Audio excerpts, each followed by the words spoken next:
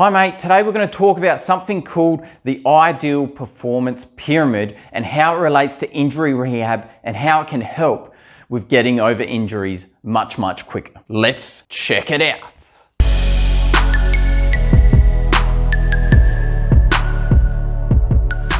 Hi mate, this is Adam from Adam Movement Therapy, and let's kick it off by talking about what is the ideal performance pyramid, okay? So this is just something that I picked up from a course called the Functional Movement Screen, and they really push just having a big foundation for movement and to build things on top of it. And this is like a perfect analogy for, why people come up with biomechanical issues and, why they end up in pain and discomfort and whatnot. Full disclosure with this sort of thing, pain is multifactorial. There's multiple reasons why people get pain or discomfort. It isn't always just because they're jammed up or because they don't move very well or move incorrectly or don't move optimally, okay? There is definitely a correlation between those two, but there's not always a causation with those sort of things, and I just think that you need to know that. So back to the ideal performance pyramid, what does it look like? So obviously it's going to be like a pyramid up here. So what you'll have right at the very top is you've got skill, and you've got in the middle, you've got performance, and you've got the very bottom movement, okay? So when we're talking about skill, we're talking about a specific movement, okay?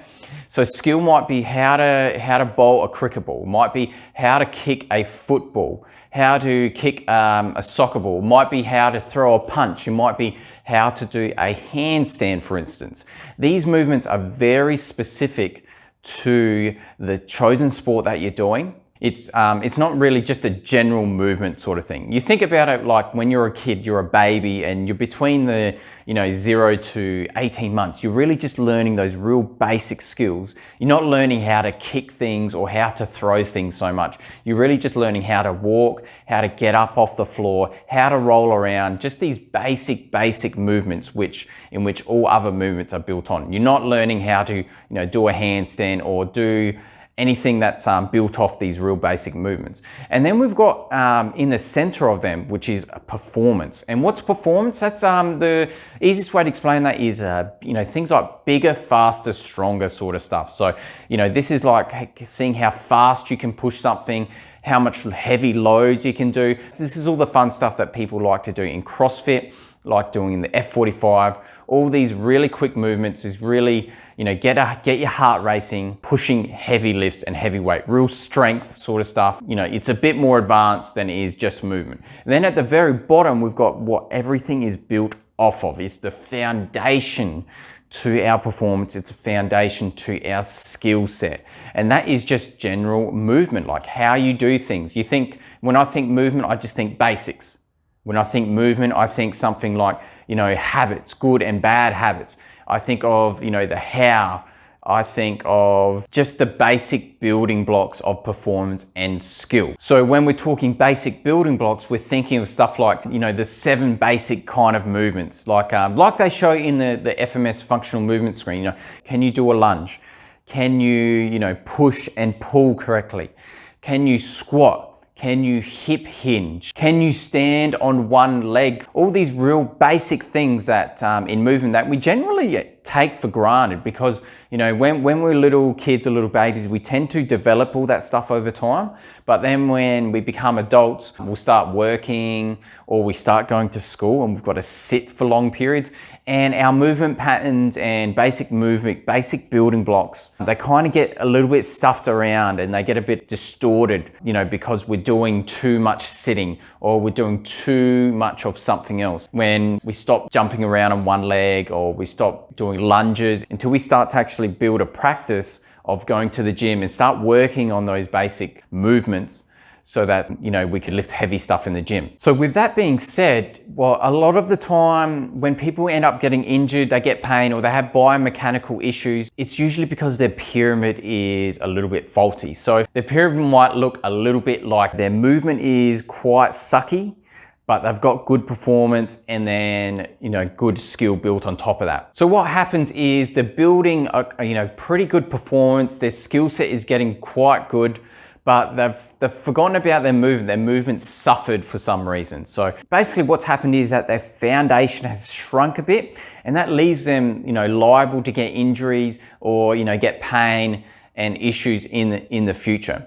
The idea is if you've got that real small foundation and you've got the two bigger blocks sitting on top of that, if you overexert yourself or you put yourself in a situation that your body isn't ready for, there is a chance that those top building blocks are going to crumple, they're going to fall over, you're going to get injured, or there's going to start to form little cracks in your house, which, those could be something like little niggles, or it can actually start to affect your performance and skill, pulling up too sore because you're pushing into movements that your body just simply isn't ready for. So when we talk about just basic movement, the basic building blocks, we're also talking about, what's your flexibility like, mobility like, stability, and also how you put that together in something like a squat, hip hinge, or a lunge, okay? So for instance, if you don't have the mobility, you're not able to bring your arm, overhead like this, you get stuck about there, that's going to affect, your overhead pressing and possibly your chest pressing, okay?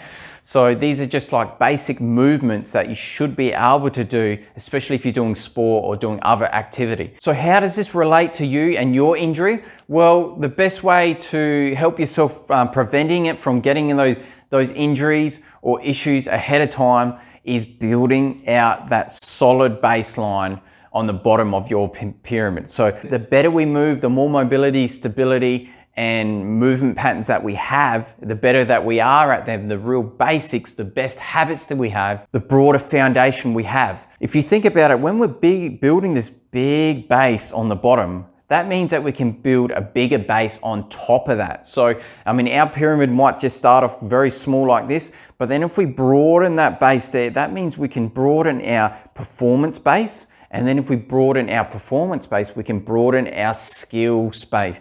It's not just about preventing injury or getting over injuries.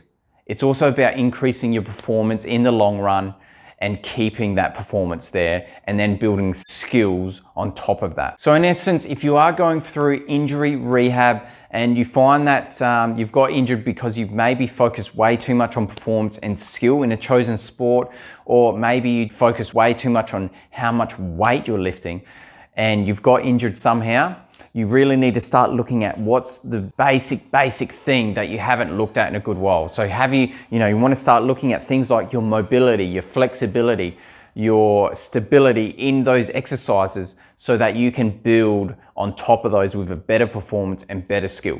It's like with your bench press. If you're pushing heavy weight, you seem to keep adding weight every week, but then you hit a bit of a plateau. That means you've probably run out of space with your performance because your movement is the limiting factor there.